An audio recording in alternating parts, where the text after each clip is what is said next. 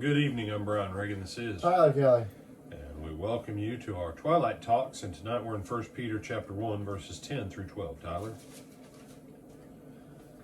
Of this salvation the prophets have inquired and searched carefully, who prophesied of the grace that would come to you, searching what manner of time the Spirit of Christ who was in them was indicating when he testified beforehand the sufferings of Christ and the glories that would follow. To them it was revealed that, not to themselves but to us, they were ministering the things which now have been reported to you, through those who have been preached the gospel to you by the Holy Spirit sent from heaven, things which angels desire to look into. All right. So, where I want to address this one is people, you'll hear people say, I should have been born in a different time. Okay. Well, you do understand that if you're alive now, everything prior to the time of Christ serves to minister to you now.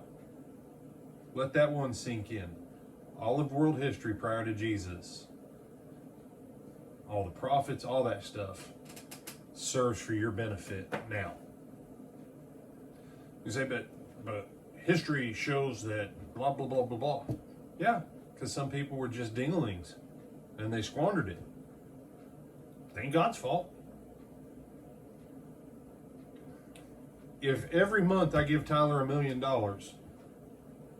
and every month by the third day of the month he has zero, is it my fault or is it Tyler's?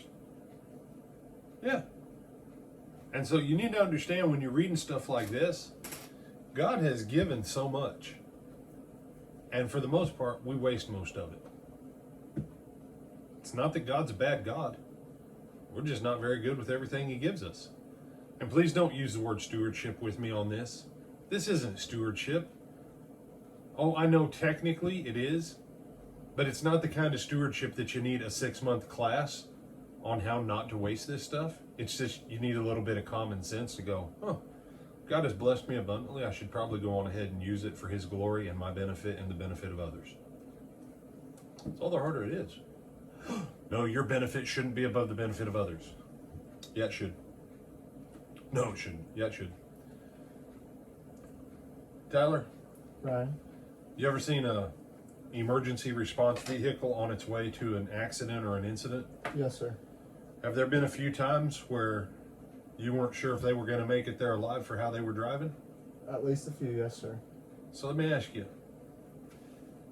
was it more important that they drive for their own benefit so that they could be a benefit to others, or that they should disregard their own care and benefit in order to try and be more beneficial to someone else? Well, if they wreck on the way there, they ain't helping anybody. Okay. And now what has to happen? What? So we have to save them. Yeah. Now we've got to double up the resources, which there usually isn't, because now there's 2 accidents. You see, for those of you who come to church at Lake Butler Church of Christ who have been watching for a long time, I've warned you about the lie of phony American Christianity versus Bible Christianity. Phony American Christianity says, put everyone else first. That's the way. Jesus had to take care of himself first. Otherwise, he never would have got out of the wilderness in his fight with the devil. Mm-hmm.